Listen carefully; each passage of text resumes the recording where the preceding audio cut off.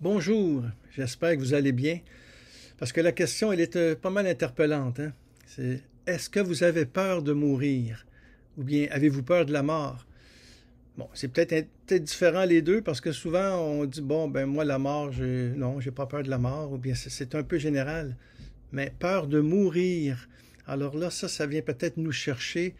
Et dans cette vidéo, eh bien, on va réfléchir justement sur la mort, cet acte de mourir euh, que chacun fait face à un moment donné. Hein, la question se pose. À un moment donné, même le célèbre Woody Allen, il allait de cette pirouette. Il dit, je n'ai pas peur de la mort. Je désire seulement ne pas être là quand elle viendra. Alors, c'est une manière de s'en sortir. Ou bien, à un moment donné, un jeune à l'école avait demandé à sa maîtresse, c'est quoi mourir, madame? C'est quoi la mort? C'est quoi mourir? Et elle lui répond, c'est comme s'endormir, c'est comme dormir et puis on ne se réveille pas. Alors le petit garçon, il a dit, youpi! Il dit, je vais jamais mourir parce que maman me réveille tous les matins. Alors, disons, c'est une façon un peu plus humoristique qu'on parle de la mort. J'en parle beaucoup dans mon livre les défis de la soixantaine. Le dernier chapitre, justement, est consacré à la mort, à la vieillesse aussi. Ces anecdotes-là, eh bien, je les prends de ce livre-là. Je vous pose cette question-là parce qu'elle m'a été posée à moi personnellement. C'est une amie qui était atteinte d'une maladie incurable et me demandait pourquoi elle a peur de mourir.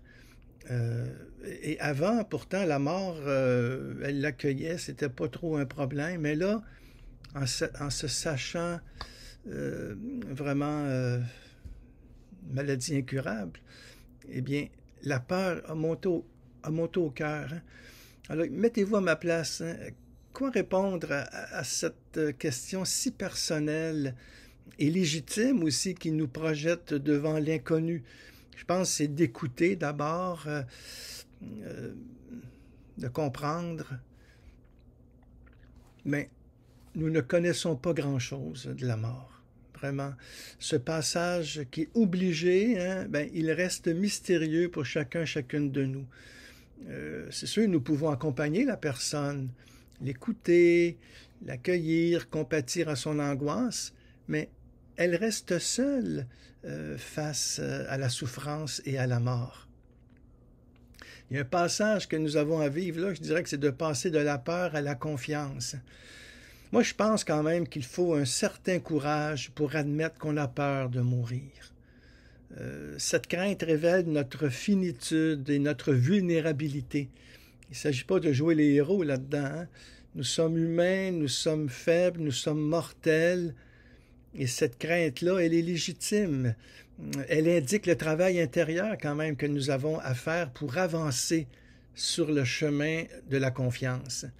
Parce que souvent, la peur, c'est toujours un manque de confiance. Mais elle fait partie de notre vie, la peur. Elle témoigne de notre vulnérabilité. Et c'est ça. Il y a tout un travail que nous avons à faire. Surtout, vous savez, quand la souffrance nous submerge de partout. Et comme chrétiens, bien, quand on regarde Jésus, ou même les non-chrétiens, Jésus va affronter la mort avec beaucoup d'humanité. Hein. Dans Matthieu 26, 39, au moment de l'agonie, hein, Jésus dit « Mon Père, s'il est possible que cette coupe passe loin de moi. Cependant, non pas comme je veux, mais comme tu veux. » C'est là le passage à faire. Non pas comme je veux, mais comme tu veux. Que cette coupe s'éloigne de moi. Jésus, c'est comme si la souffrance, il ne voulait pas non plus l'accueillir, mais il se reprend, non pas comme je veux, mais comme toi tu veux. Pas parce que Dieu veut notre souffrance, mais c'est ce qu'il a à vivre à ce moment-là, Jésus. Il est condamné. Il sait qu'il va mourir sur la croix. Et même sur la croix, il va dire, mon Dieu, pourquoi m'as-tu abandonné? C'est un cri que nous pouvons reprendre, nous aussi, dans nos moments d'angoisse, nos moments de grande vulnérabilité, des moments de crise, de doute, d'aridité, Hein? Mon Dieu, pourquoi m'as-tu abandonné? Mais tout de suite après, Jésus va dire, Père, je remets mon esprit entre tes mains. Je remets ma vie entre tes mains. Charles de Foucault va faire une très, très belle prière. Charles de Foucault, qui va être canonisé le 15 mai, j'ai écrit un livre justement sur lui, sur sa prière, sa spiritualité. Hein. Quand il dit, Père, je m'abandonne à toi, fais de moi ce qu'il te plaira. Hein. Je te remercie, j'accepte tout. Pourvu que ta volonté se fasse en moi et en toutes tes créatures, je ne désire rien d'autre, mon Dieu. Je remets mon âme entre tes mains et je te la donne avec tout l'amour de mon cœur. Bon, et car ça m'a besoin d'amour, de me donner, de me remettre sans mesure entre tes bras avec une infinie confiance, car tu es mon Père. Ça paraît facile comme ça, je le sais. C'est pour ça que c'est très difficile pour moi de parler de ça, parce que je ne veux pas quand même vous donner des leçons, je ne veux pas vous dire ce qu'il faut faire. Que nous soyons croyants ou non, hein, la souffrance et la mort ne s'apprennent pas. Il n'y a pas de mode d'emploi qui nous explique comment souffrir et mourir. En fin de compte, au fond, nous ne savons rien de la mort, sinon un visage de bonté révélé dans l'Évangile. Jésus. Une présence d'amour cachée au fond de l'âme. Jésus. Nous ne savons qu'un nom sauveur murmuré en silence.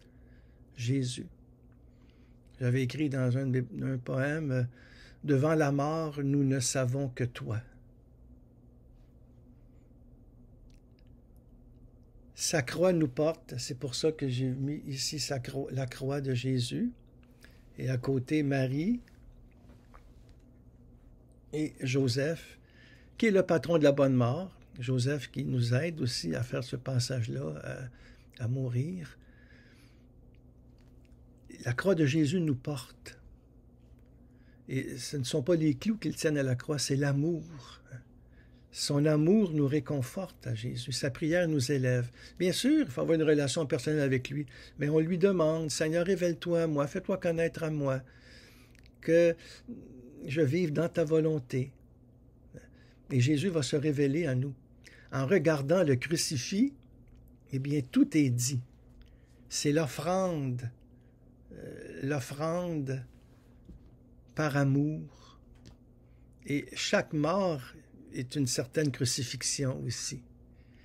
C'est ça, la foi chrétienne.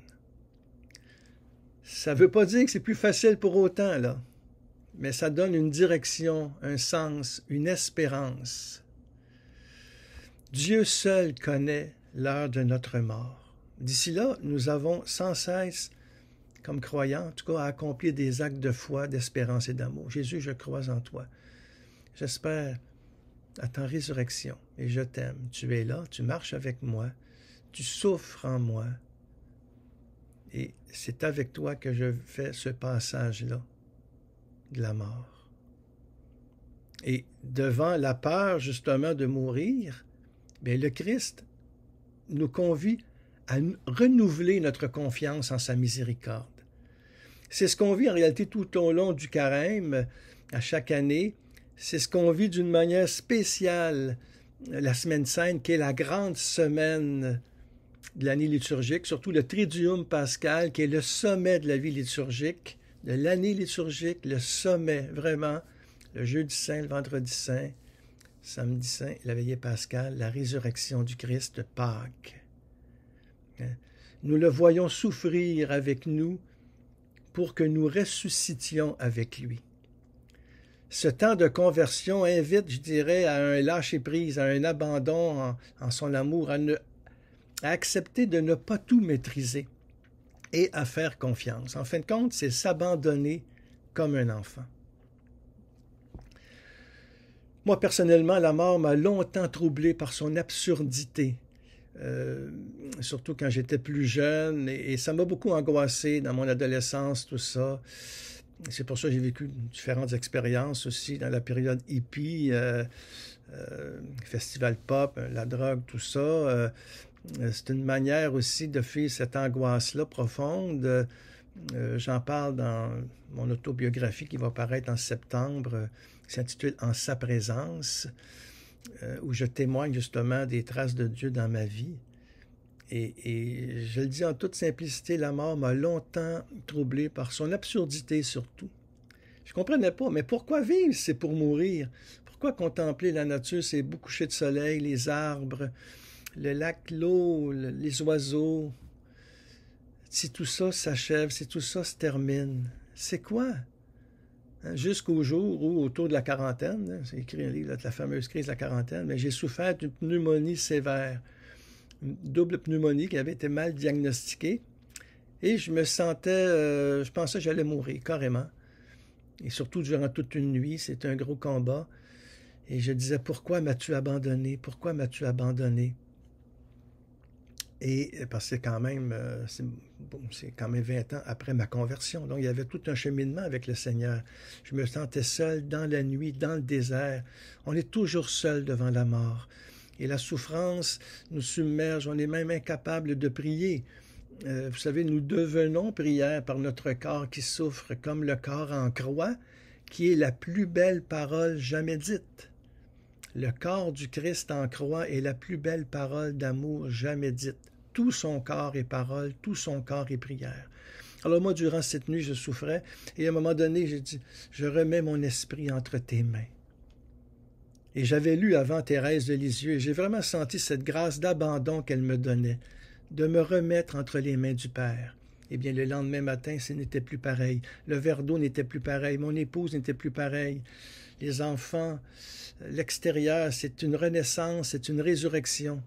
Une de plus dans ma vie, parce que j'en ai vécu plusieurs de ces résurrections. La résurrection, ce n'est pas un événement du passé. C'est aujourd'hui, chacun nous la vivons en tant que disciples du Christ, des différentes résurrections dans nos vies. Et je me suis vraiment tourné vers Thérèse à ce moment-là parce que j'ai senti qu'elle avait quelque chose à me dire. Et c'est là, elle m'a vraiment aidé à m'abandonner au Seigneur avec confiance, à recevoir ma mort comme une grâce. Et là, en l'acceptant, j'ai commencé à vivre vraiment. Il y a un tournant. Comme ce 2 juin 72, ma conversion, mais ce moment-là, en 1995, ce tournant-là, en fin de compte, de cette pneumonie, pour moi, a été comme une sortie de la quarantaine, et il y a une grande fécondité après ça. Alors, c'est sûr que Thérèse, c'est ça ce qu'elle nous dit, en fin de compte, c'est s'abandonner comme un enfant s'endort sans crainte dans les bras de son père. Je vous montre plusieurs de mes livres, c'est vraiment parce que ça fait un visuel en même temps. Alors Thérèse ici qui s'est déguisée en Jeanne d'Arc, parce que c'est une pièce de théâtre qu'elle fait au Carmel, et notre chère Thérèse qui justement disait qu'elle avait écrit quelques mois avant de mourir, « Je ne meurs pas, j'entre dans la vie ». Mais Thérèse, ici, c'est une entrevue que j'ai faite avec elle. Alors, elle est tellement vivante que c'était facile parce que j'avais toutes les réponses. J'avais juste à choisir dans ses écrits. Alors, Thérèse nous dit justement qu'il faut s'abandonner comme un enfant s'endort dans les bras de son père. Et c'est une attitude centrale à développer, en fin de compte, devant la mort. Parce que nous ne pouvons rien, sinon que de s'abandonner, faire confiance, espérer. La Sainte de Lisieux propose justement cette voie, petite voie de sainteté où il suffit de prendre l'ascenseur de l'amour que sont les bras de Jésus. La petite voix de Thérèse, c'est ce qu'elle a, c'est ce qui fait son originalité, petite voix de confiance, de sainteté au quotidien. Et c'est vraiment révolutionnaire ce qu'elle a écrit, honnêtement, là. Cette petite voix de sainteté, elle vous le dit, il suffit de prendre l'ascenseur de l'amour que sont les bras de Jésus. Alors, il ne s'agit pas de vouloir être grand et être fort, mais de reconnaître sa petitesse et sa faiblesse, de se laisser porter par Jésus qui a souffert et qui a vaincu la mort par sa croix et sa résurrection. Alors, c'est sûr que tout ce que je vous dis là, je l'avais dit un peu à mon ami parce que, à un moment donné, il me demandait comment moi je voyais ça, pourquoi j'ai peur de mourir, elle me disait, bon, et c'était pas de la théorie qu'elle voulait, donc j'ai parlé de moi, comme je voulais, puis j'ai parlé des différents passages que j'ai vécus, et quand mes parents sont décédés, hein, mon père, par exemple, c'était une grâce incroyable, parce que j'étais là et j'ai pu comme le prendre dans mes bras et dire le Notre Père, avec tous ceux qui étaient autour, un Notre Père, puis il est mort durant ce Notre Père que je lui disais. C'est comme si j'enfantais mon Père. Je l'avais demandé au Seigneur, ça.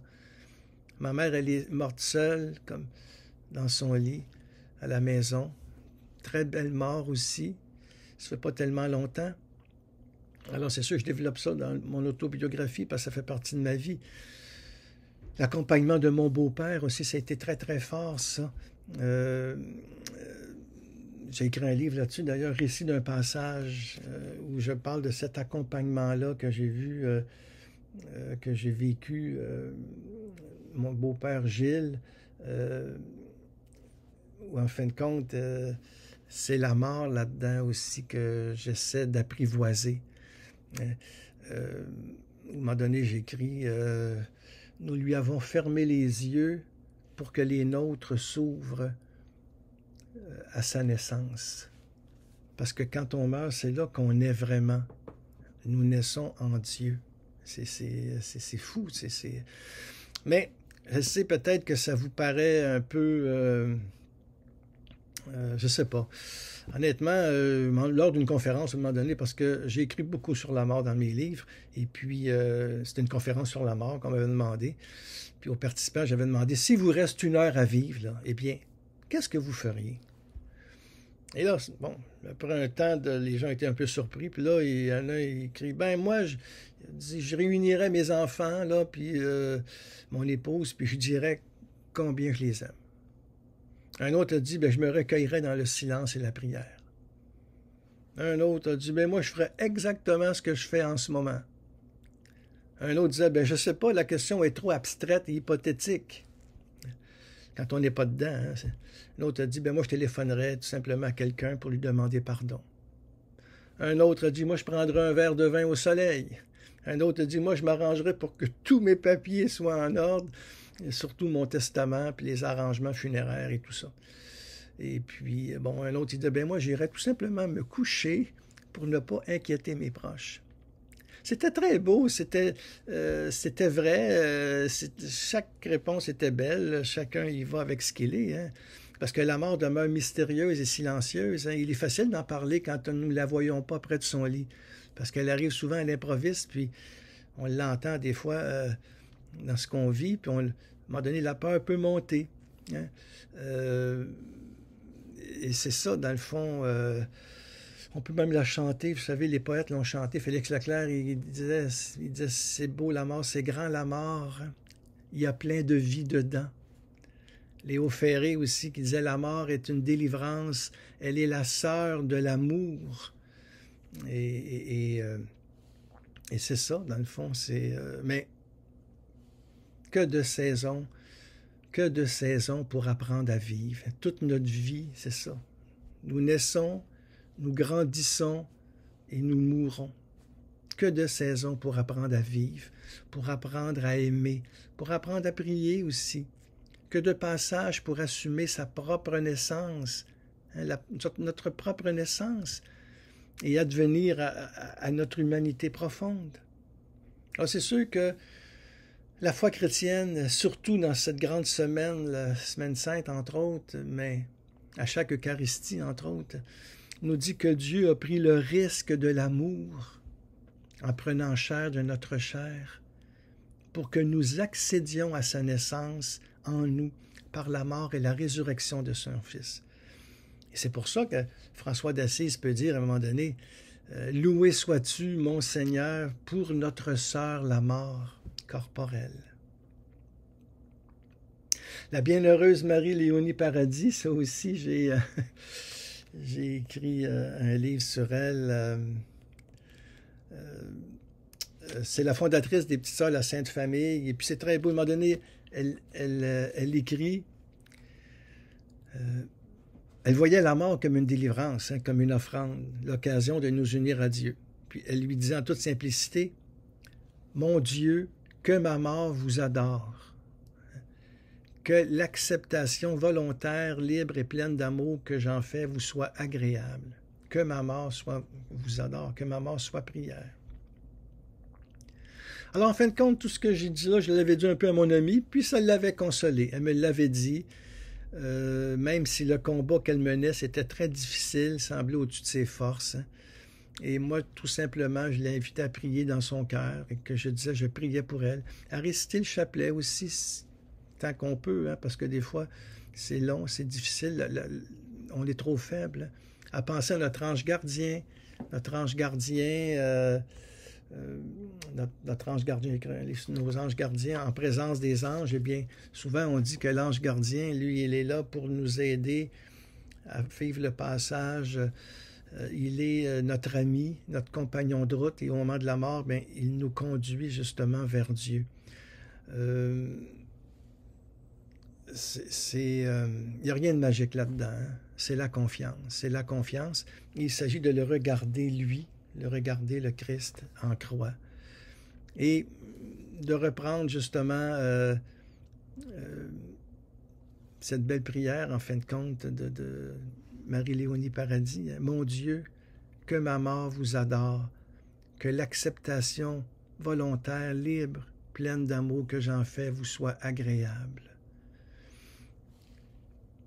Alors ça, vous trouverez ça dans mon blog, cet article-là, et dans les différents livres que je vous ai montrés aussi, mon site web, jacquesgauthier.com. Des fois, ça peut nous aider, nous ressourcer. Hein? Et je termine par une prière, justement, de cette espérance pascale que j'ai intitulée « Élan de vie ».